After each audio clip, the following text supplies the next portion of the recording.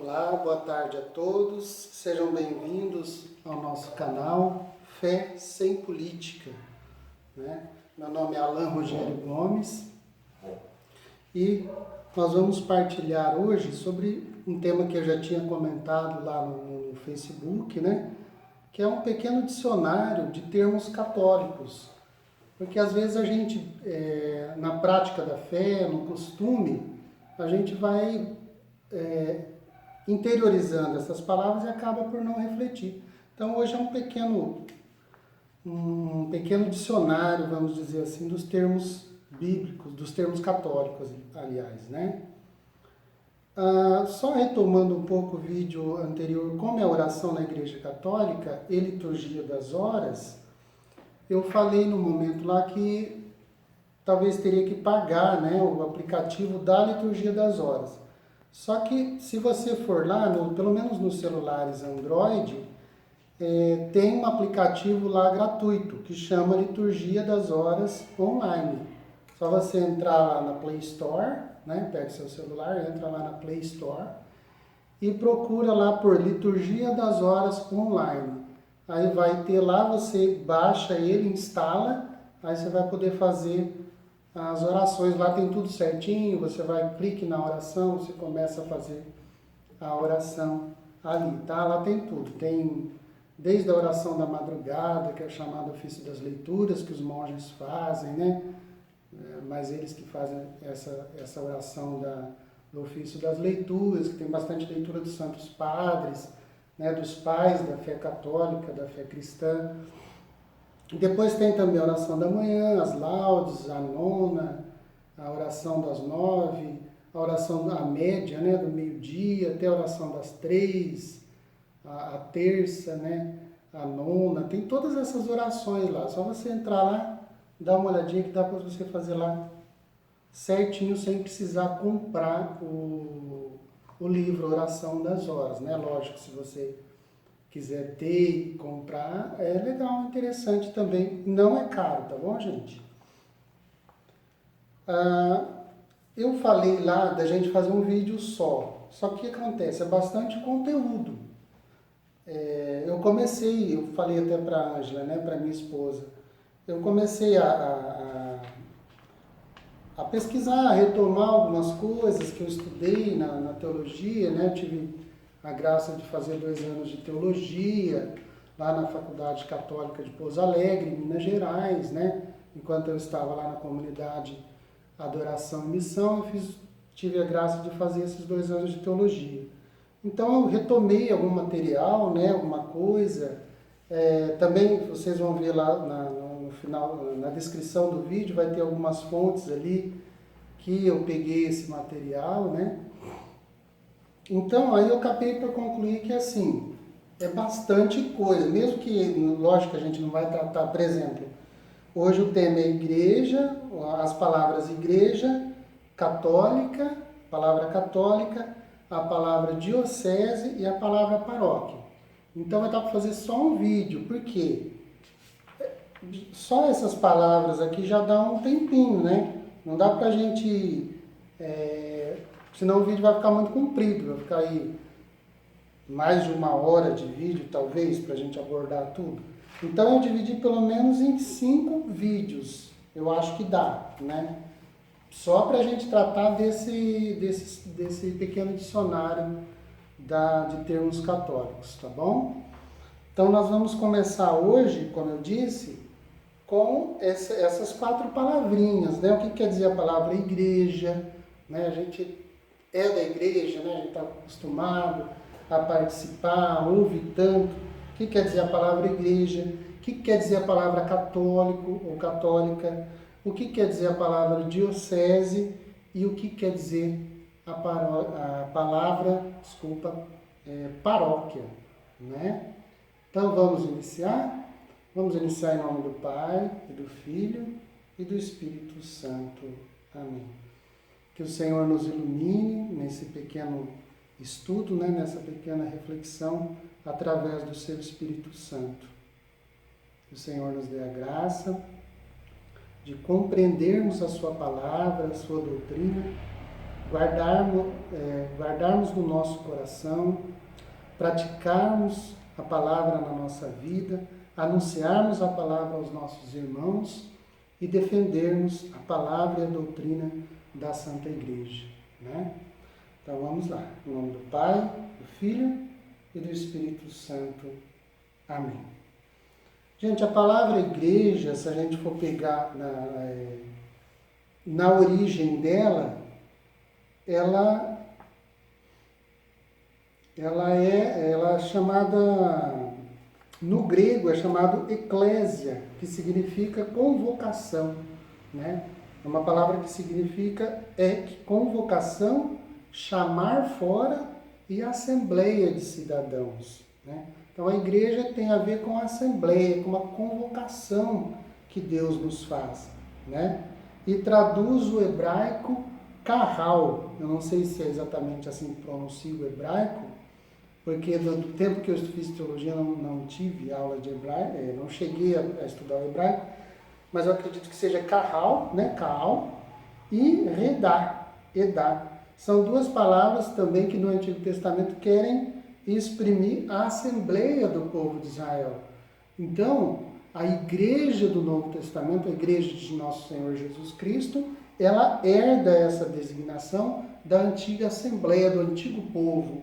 Aquele era o antigo povo, agora é a nova igreja, a nova assembleia, o novo povo de Deus, né? Isso vai ficar bem claro depois com o Concílio Vaticano II, né? Que a igreja é o novo povo de Deus. Se a gente pegar aqui, o primeiro livro do Novo Testamento, onde aparece a palavra igreja, é justamente Mateus 16, 18, né? Quando Jesus está falando com Pedro. Pedro, tu és pedra, e sobre esta pedra edificarei a minha igreja. Mateus 16, 18, o Evangelho de São Mateus. Por isso eu te digo, tu és Pedro, e sobre esta pedra construirei a minha igreja, e as portas do Hades, ou do inferno, né, não prevalecerão contra ela. Então veja, aqui também é o primeiro livro, né, a primeira vez, mas assim, não que Mateus seja o primeiro livro do Novo Testamento que foi escrito, que a gente sabe que não, né, foram algumas cartas de Paulo, né, segundo os estudiosos. Mas aqui já aparece, a minha igreja, o artigo definido, né, que não é uma igreja, não é alguma, não é umas, né, mas é a minha, quer dizer, de posse de nosso Senhor Jesus Cristo, igreja, assembleia, né, chamamento, reunião, tudo isso tem o sentido de igreja, né? As igrejas no Novo Testamento. Só que no Novo Testamento, aqui se a gente for ler, que nem as cartas de Paulo, aparece várias vezes a expressão igrejas da Galácia, igrejas da Macedônia, no plural, né? Igrejas.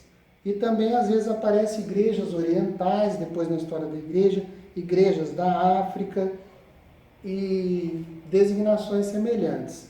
Só que isso não quer dizer que essas várias igrejas tinham doutrinas diferentes, né? Tinham doutrinas diversas, mas tratava-se, mais das vezes, das dioceses, né? As igrejas, as dioceses da África, por exemplo, as regiões e os países onde a única igreja universal e católica estava presente, com a unicidade de doutrina, de fé, embora alguns costumes, lógico, algumas liturgias, né? As liturgias se diferenciavam. Até hoje, né? Se diferenciam.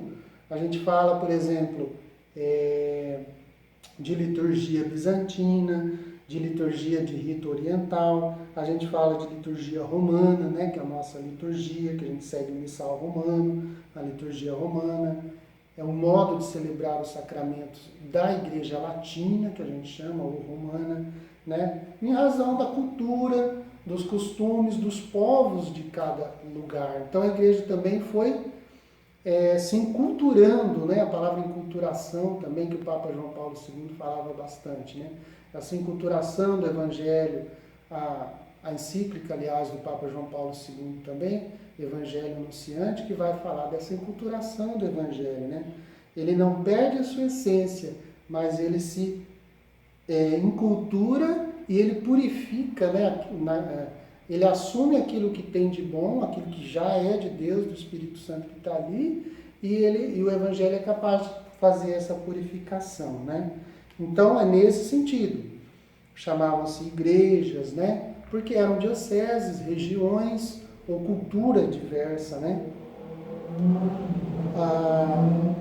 E depois a gente, pensando ainda sobre igreja, né? Que nem eu disse aqui, nós vamos fazer um tratado de eclesiologia, né? Que é o estudo sobre a igreja, né? Mas a gente só está pensando nisso, que significa a palavra igreja. E eu achei interessante colocar alguns pontos também. A unicidade da fé na Trindade, a unicidade de crer na Trindade e crer a igreja, né? De crer na igreja. Aqui tem uma citação do Catecismo da Igreja Católica, número 750, que ele diz assim: crer que a igreja é santa e católica e que é una e apostólica, como acrescenta o símbolo niceno-constantinopolitano, que aconteceu no século IV, no ano 381, é inseparável. Então, crer que essa igreja é santa e católica e que é una e apostólica é inseparável da fé em Deus Pai, Filho e Espírito Santo. Olha que bonito. Então, crer na Santíssima Trindade, na evolução da fé da igreja, conforme o Espírito Santo foi revelando, é uma coisa só, é inseparável da nossa fé em Deus Pai, Filho e Espírito Santo. E essa igreja que a gente crê, né, essa igreja una, santa, ela é católica, né? Então aí a gente chega aqui na segunda palavrinha nossa, né? No segundo verbete, que é católico ou católica. Essa palavra católico ou católica, ela vem do grego katá, que quer dizer junto, e rolós, que quer dizer todo, né? Kata, rolós, tudo junto, né? O todo, isto é, universal. Aí na nossa língua veio para universal, né? Ela foi transliterada, essa palavra, né? Catarolós, ficou católico, católica, e a gente traduz numa tradução, não numa transliteração, mas numa tradução. Ela é universal, ela é o todo, né? Ela abrange o todo e reúne a todos. Então, a Igreja Católica é isso, é uma assembleia, é uma grande comunidade que reúne a todos e que abrange tudo, e que a gente vai ver em que sentido que ela abrange tudo, né? A primeira vez que aparece essa palavra, mas de onde surgiu a palavra católico, né? Católica. Então, o primeiro documento histórico onde aparece esse, na verdade é um adjetivo, né? Referindo-se à igreja, foi numa carta de Santo Inácio de Antioquia. Esse santo padre que a gente chama, esse pai da igreja, é chamado de pai da igreja porque é um dos pais mesmo, vamos dizer, dos patriarcas da nossa fé cristã. Ele fala assim, ele conviveu com Paulo e João, para a gente ter uma ideia, né? Ele conviveu com os apóstolos, ele se tornou bispo pelas mãos dos apóstolos. Olha que lindo, né? Ele está ali na era, vamos falar, ele é o padre apostólico, né? Ele vem depois, logo depois dos apóstolos. Ele escrevendo para a igreja de Esmirna por volta do ano 110 depois de Cristo. Então, o cânon ali do Novo Testamento, os escritos ainda estavam sendo gerado ainda, né? As heresias estavam surgindo ainda, os erros, né? Depois mais para frente a gente vai entender o que é heresia, né? As pessoas que escolhiam algumas verdades já tinham os gnósticos, né? já tinham os docetistas, já tinham alguns hereges que já, para confundir a comunidade, interpretavam a doutrina, a fé de uma outra forma, os primeiros escritos ali, né, do Novo Testamento, os interpretavam de forma abusiva, ou não davam a devida interpretação, né? Então ele vai dizer o seguinte, no ano 110, nessa carta à igreja de Esmirna, aos esmirnenses, né? Ele afirma, onde está Jesus Cristo está a igreja católica. Olha que bonito. Onde estava Jesus Cristo está a igreja católica. Então quer dizer, a presença de Jesus é universal e a presença da igreja católica é universal. Só que esse termo católico também teve a sua evolução e teve que se diferenciar de algumas coisas. Hoje seria estranho a gente falar isso, né? Onde está Jesus Cristo está a igreja católica. A gente sabe que Jesus não está só na igreja católica, né? A gente sabe que Jesus está em outras igrejas também, em outros lugares, Jesus está em tudo. Mas a gente não pode dizer que a igreja católica está naquele mesmo lugar onde está uma outra igreja de uma outra confissão, por exemplo, ou que não se orienta pela fé católica, né? Então, só que essa compreensão, essa diferenciação aconteceu mais tarde no século IV, né? Com o surgimento de várias heresias. Então, lá no ano 110, se a gente fizer um estudo das cartas de São João, 1ª, 2ª e 3ª João, a gente vai ver que ali ele já combate várias heresias, né? E outros também, né? O próprio Evangelho de João, não só nas cartas, mas no Evangelho também, ele combate, né, algumas heresias. Não dá aqui para a gente abordar tudo, né? Fica para uma outra hora, para um outro vídeo. Mas assim, no século IV já começa a surgir bastante heresia.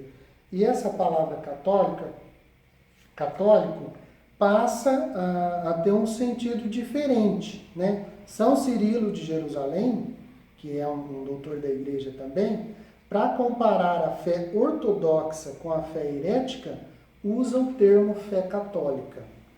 Então, aí, com o surgimento de muitas heresias, teve que definir o que é fé católica e o que não é fé católica, né? Ou seja, a fé verdadeira, ela aceita, a fé católica, né? Ela aceita a totalidade das verdades reveladas, enquanto a fé herética escolhe aquilo em que quer acreditar, né? Selecionando o que mais lhe convém e rejeitando os demais conteúdos da fé. Então, o herético, a palavra heresia, né, é aquele que escolhe, né, herege. Na origem dessa palavra herege, depois a gente vai ver isso também, é aquele que escolhe, que aparta, que separa algumas verdades e tem como absolutas aquelas verdades únicas e não aceita as outras. Então, a partir do século IV, passou a ter esse entendimento, né? A fé católica é a fé que abraça o todo das verdades, todos os artigos da nossa fé, em contraposição à fé herética que escolhe somente alguns artigos em que acreditar e não abraça o todo, né? A igreja que inclui, então a igreja lá no século IV, que já incluía na noção de Santa Inácia de Antioquia, que já incluía todas as pessoas em todos os lugares, ela passa também a ser a igreja que inclui toda a fé, todos os sacramentos, todo o depósito e tesouro, né, deixado por Jesus Cristo e pelos apóstolos. Depois, no segundo vídeo, a gente vai falar da tradição desse depósito. O que é esse depósito, né, da nossa fé? Então, com isso a palavra foi sendo incorporada no credo, já de Nicéia, né, a Igreja Una Santa, foi incorporada principalmente no credo do Concílio de Constantinopla, que a gente une ali o credo de Nicéia, de 325, com uma extensão, foi estendido ali os artigos, no credo de Concílio de Constantinopla do ano 381, e a gente chama de credo niceno-constantinopolitano, que a gente reza em algumas, que a gente professa, né, a nossa fé, em algumas missas do ano, né? Muito lindo esse credo. Então, essa palavra católica foi usada para distinguir a igreja que guardava a fé inteira das seitas heréticas que estavam nascendo e que desprezavam o todo da nossa fé. Deu para entender? Tranquilinho, né? Então, católico não quer dizer somente que abraça tudo, todas as pessoas, né? E a gente vai lá em Atos 1:8 que Jesus falou, mandou eles irem, pregar, anunciar o Evangelho em Jerusalém, em toda a Judéia e Samaria e até os confins da terra. Então aí, e lá em Mateus 28, né, no finalzinho de São Mateus 28, Jesus vai falar também, né, do caráter, da catolicidade, da universalidade da igreja, né? E depois de fazer discípulos todos os povos, né? Olha que bonito. Então, é uma fé que não inclui somente todos os povos, mas que inclui a totalidade das verdades reveladas, ok? Dentro da reflexão sobre a Igreja Católica, da organização da Igreja Católica, surgiu na história, né, como forma de organização, o conceito e a tradição das dioceses. Né? O que é diocese? Né? O que será que é essa palavra diocese? Ela vem do grego, né? Dioceses, acredito que é assim que se fala, né? No grego, estudei 6 meses só, não sei. Dioceses, ou do latim dioeceses, né? Que tornou-se, na Igreja Católica, uma unidade territorial administrada por um bispo.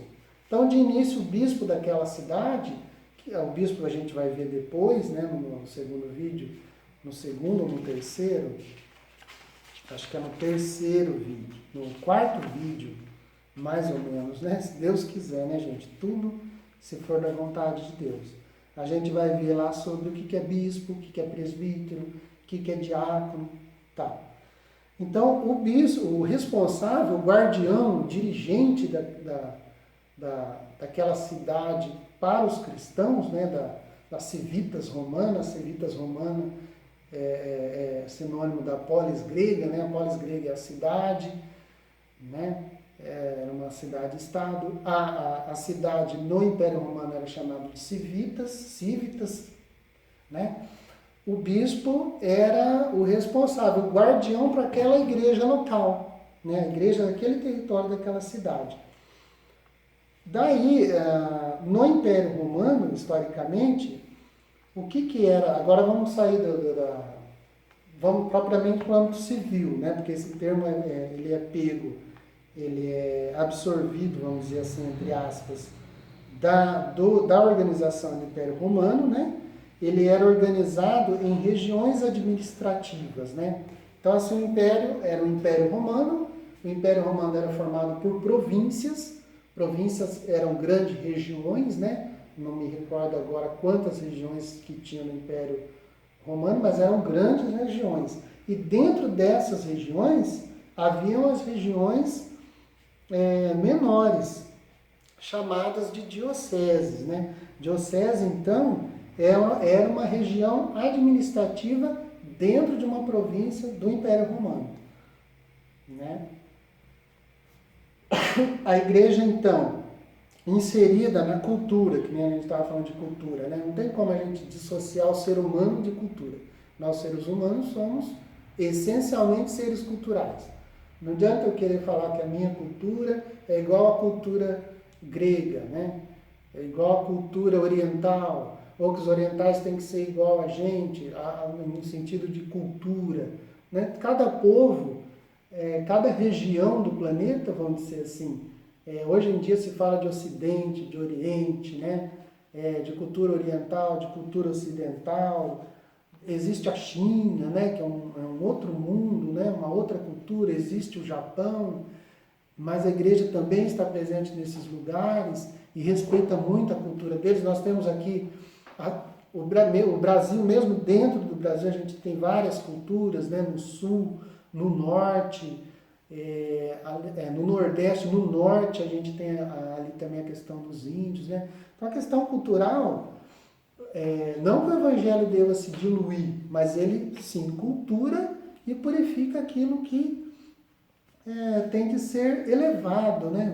O Concílio Vaticano II, na Gaudium Spes, um dos documentos dela, na Lumen Gentium também, vai falar dessa purificação da cultura, né? Não é porque é humano que Jesus se encarnou que está tudo certo, né? Que a gente pode tudo, que todas as culturas estão certas. Não. Vamos lembrar que São João Paulo II, né? Quando ele escreve a Evangelium Vitae, ele vai falar da cultura da vida e da cultura da morte, né? Existe a cultura da vida, lógico, existe muito mais vida, mas também existe a cultura de morte, né? Assim, fecha esse parênteses, né? Falando sobre a cultura. Vamos fechar aqui esse parênteses, senão eu vou me perder aqui. Desculpa que às vezes eu dou aquela divagada, né? Então, a igreja absorve, só que ela aperfeiçoa em muito essa forma de organização. Não sei se alguém que está assistindo já fez o curso de administração, né, de empresas ou cursos ligados à administração, mas vai lembrar, se alguém já fez ou está fazendo o curso de administração, sabe disso, que a Igreja Católica ela é tida como exemplo, né? Ela é citada em muitos manuais de administração como um modelo de organização, que serviu de base às modernas e complexas organizações dos dias de hoje. Olha que interessante. Os grandes conglomerados, as grandes empresas, as grandes multinacionais, né? Mesmo as pequenas empresas, na sua forma de organização, né? Se inspiram, né? Se inspiraram, e às vezes sem saber, né? Sem saber, ou outras sabendo, conscientes, se inspiraram no sistema de organização da Igreja Católica, que lógico, é histórico, né? Evoluiu também, né? Mas aqui a gente vai falar mais para frente, né? desse sentido de organização, quando a gente for falar de ordem, de bispo. Se Deus quiser, a gente faz um vídeo sobre isso, né? A gente fala um pouco mais sobre a questão que a gente vai ver que, inclusive, é bíblico, tá, gente? Senão, às vezes, muita gente que está vendo aqui fala assim, nossa, então a Igreja Católica, como muita gente fala às vezes, né? A Igreja Católica é mundana, só pensa na história, se perdeu na história, nada disso, gente. A Igreja Católica, ela, como eu disse, ela herdou, ela absorveu, ela aperfeiçoou, ela se enculturou, mas não perdeu nada do Evangelho de nosso Senhor Jesus Cristo, como a gente vai ver na própria Bíblia, né? Quando fala, por exemplo, a palavra bispo, vou só dar um gostinho aqui do próximo vídeo, né? Vamos adiantar um pouquinho. A própria palavra bispo, que aparece na Sagrada Escritura, ela está ligada ao conceito de administração. O bispo é o administrador, o bispo é o guardião, né, o dirigente, é o responsável. Então aí já está o sentido de organização, né? Então na própria Bíblia já está esse conceito, né? Agora vamos ver mais especificamente no Código de Direito Canônico, né? Que, aliás, o Código de Direito Canônico é modelo também para os vários códigos aí de direito, né? O que a gente entende por código, né? Uma coleção de leis, por exemplo, o Código Nacional do Trânsito, né? A consolidação das leis do trabalho, que é a CLT. É um código, quer dizer, é um catado, vamos dizer assim, é uma coleção de várias leis que se juntam e formam um código. Então a Igreja Católica tem um código de direito canônico, né? Canônico porque está ligado à fé da Igreja, né? Lá no número 369, ele vai, e aqui a gente está falando de diocese, tá, gente? No número 369, ele vai definir a diocese como a porção do povo de Deus confiada a um bispo para que a pastoreie em cooperação com o presbitério, que são os padres. De tal modo que, unida a seu pastor, e pastor na Igreja Católica a gente entende sobretudo bispo, né? E a gente vai ver isso depois, em outro vídeo. Unido a seu pastor e por ele congregado no Espírito Santo, mediante o Evangelho e a Eucaristia, que são as duas mesas, né? A mesa da palavra e a mesa do pão, a palavra e o pão e a Eucaristia, constitua uma igreja particular, na qual verdadeiramente está e opera a una, santa, católica e apostólica Igreja de Cristo. Olha que coisa linda. Então é a porção do povo de Deus que está ali ao redor dos seus pastores, do bispo e dos padres, que é congregada pelo Espírito Santo em torno da mesa da palavra e da Eucaristia e que constitui a igreja particular onde está e opera. Quer dizer, ali está viva, a única, a una, a santa, a católica e a apostólica Igreja de Nosso Senhor Jesus Cristo. Então aqui a gente já vai para um outro conceito, que é o conceito de igreja local, né? Que usado.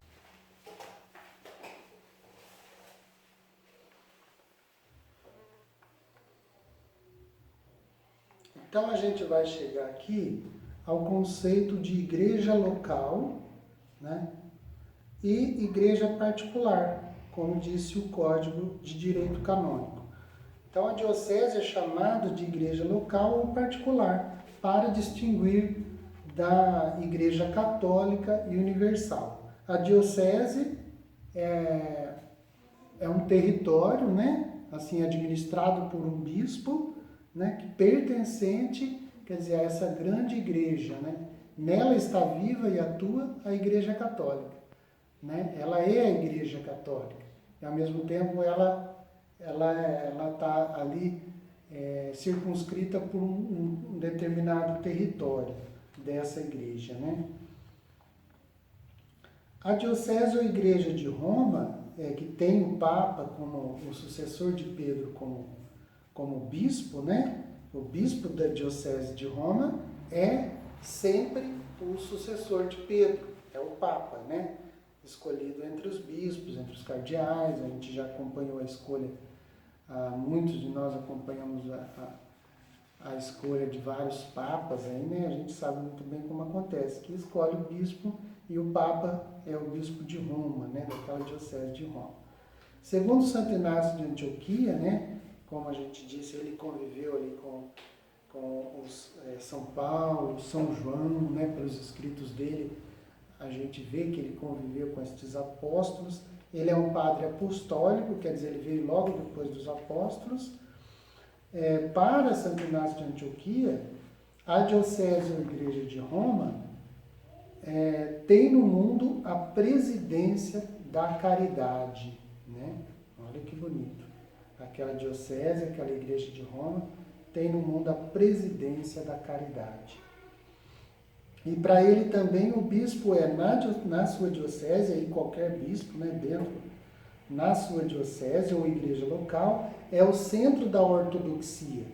Né? Quem que é o centro da ortodoxia dentro da diocese? É o bispo. Né? O que é a ortodoxia? É a reta fé, né?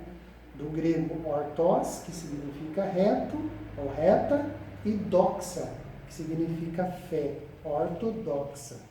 Ortos mais doxa, né? Ele é o centro da ortodoxia e o ministro por excelência dos sacramentos, né?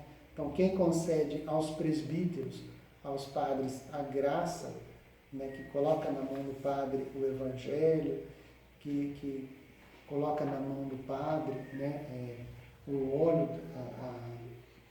que unge a mão dos padres para celebrar, né? Que faz a oração consecratória, impõe as mãos sobre o padre e o unge, né? E o consagra para o exercício da ordem é o bispo, né?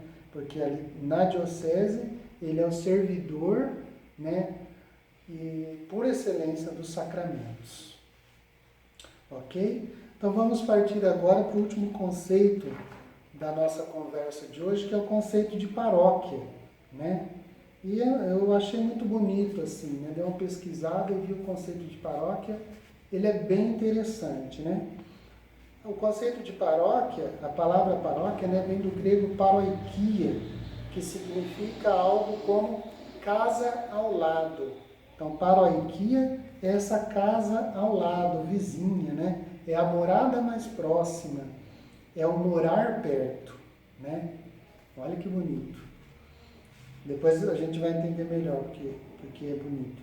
Ele tem relação com o outro termo grego também, paroikos, que quer dizer forasteiro, estrangeiro, peregrino, né? Em outra terra, né? Esse termo aparece, por exemplo, nos Atos dos Apóstolos, quando Santo Estevão fala da história dos judeus e os descreve. Ele descreve os judeus como os estrangeiros, paroikos, numa terra que não era sua. Olha que bonito. Atos 7:6.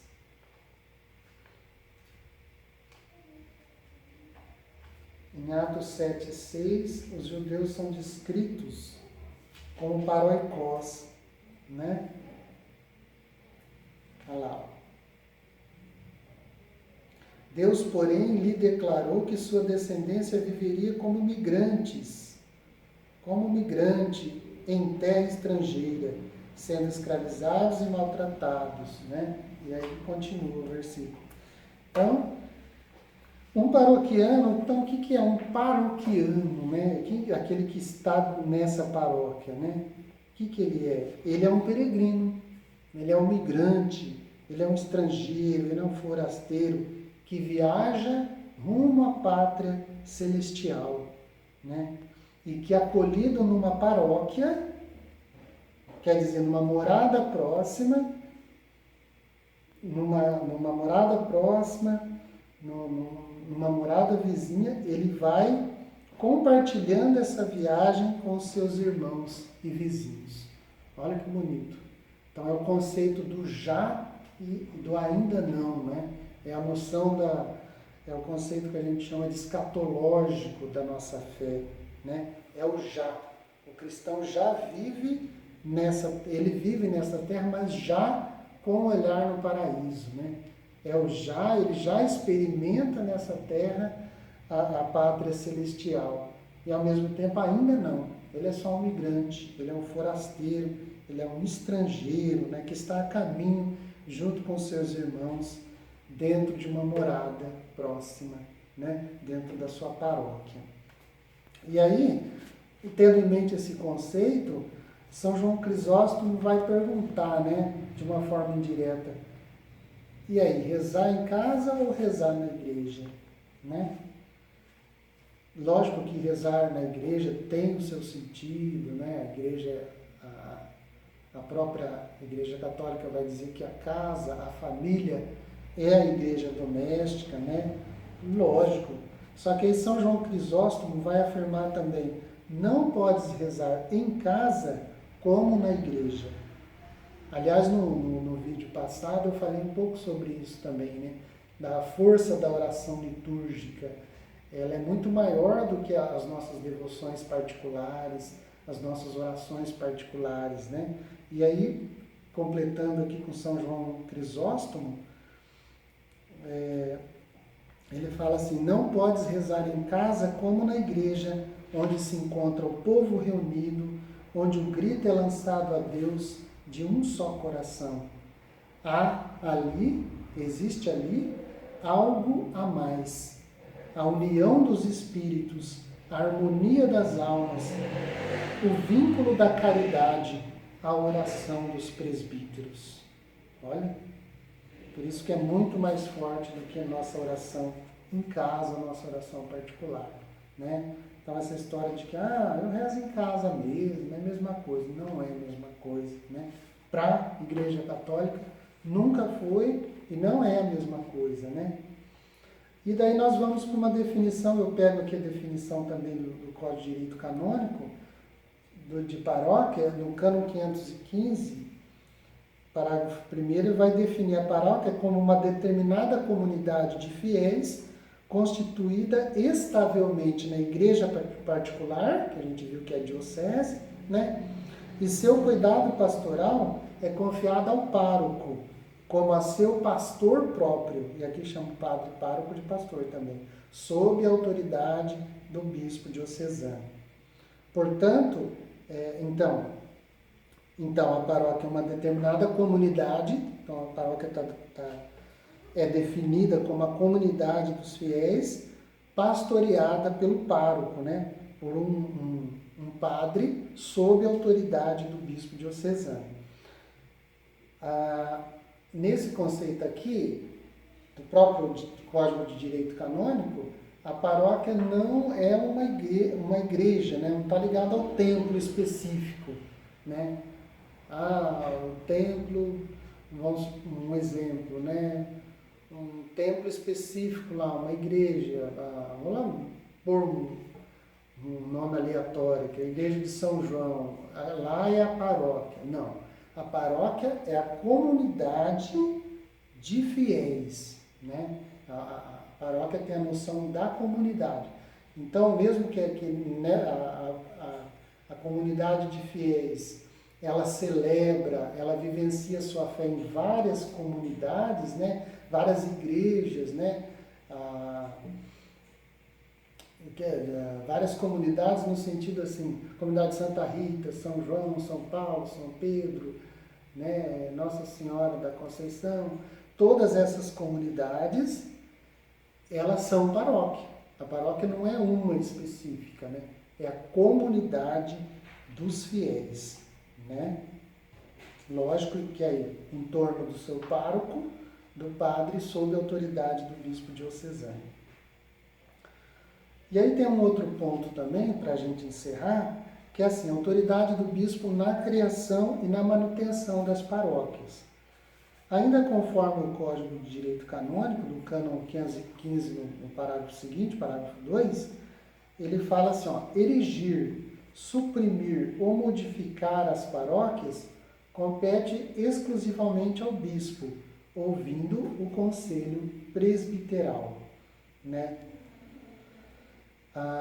Essa noção de conselho presbiteral também, depois a gente vai ver que é bíblico, tá, gente? É espetacular quando a gente começa a estudar a igreja, né? Estudar a forma de organização. A gente vai ver que não é uma coisa criada, né? Não foi Constantino que no século IV criou a igreja romana, não é nada disso. O conselho dos presbíteros já existia, né? Já existia nas igrejas paulinas, depois a gente vai ver isso, com a graça de Deus, né? Se Deus quiser. Então, olha lá, erigir, quer dizer, criar, né? Erguer, construir, suprimir ou modificar as paróquias, compete exclusivamente ao bispo ouvindo o conselho presbiteral, quer dizer, o conselho de padres, né? Então, aqui na nossa região teve um caso, né? Na nossa cidade, inclusive, que veio um suposto padre, aí a gente não tem maiores informações, né? Mas ele veio fundar aqui uma igreja, um santuário, né? Sem autorização nenhuma, um santuário de Nossa Senhora. Mas não é católico, por quê? Porque não tem autorização do bispo. Quem que tem essa autoridade para erigir, para construir, para criar paróquia, suprimir, dividir paróquia, né? Modificar a paróquia? É o bispo, ouvindo o conselho presbiteral. Então, assim, talvez seja um padre de outra igreja, ele fala que é da igreja, falava que era da igreja ortodoxa, talvez seja, não quero aqui criticar, não sei como que funciona lá em outra igreja, né? Mas assim, muitos católicos né, romanos, né, irmãos católicos, participando, né, soltaram vídeos, participando dessas missas, dessas celebrações desse padre, sem nenhuma comunhão, né, comunhão, sem nenhuma obediência, não está sob a autoridade do bispo. Então, não é católico romano, né, não faz parte da igreja. Né? Então é isso, gente. Nós meditamos hoje sobre o conceito de igreja, sobre o conceito de católica, sobre o conceito de diocese e sobre o conceito de paróquia, né? Eu vou colocar esse material aí, vamos ver se vai aceitar colocar todo esse material aí na descrição do vídeo, né? Algumas fontes da onde eu tirei esse material, né? E é isso. Não deixe de assistir os próximos vídeos do canal, né? Se você gostar, compartilha, né? No intuito de que mais pessoas aprendam um pouquinho mais, né? E junto a gente vai aprendendo, né? Cada dia a gente vai aprendendo, né, mais sobre a nossa igreja e, como diz Santo Agostinho, né? Conhecendo e amando. A gente não ama aquilo que a gente não conhece, né? Como que eu vou amar uma pessoa lá de longe que eu não conheço? Então, conhecendo e amando. Na medida que a gente vai conhecendo a igreja, a gente vai aprendendo a amá-la cada vez mais. Tá bom? Um abraço no coração de todos. Fiquem com Deus. Louvado seja nosso Senhor Jesus Cristo, para sempre seja louvado. Em nome do Pai, do Filho e do Espírito Santo. Amém.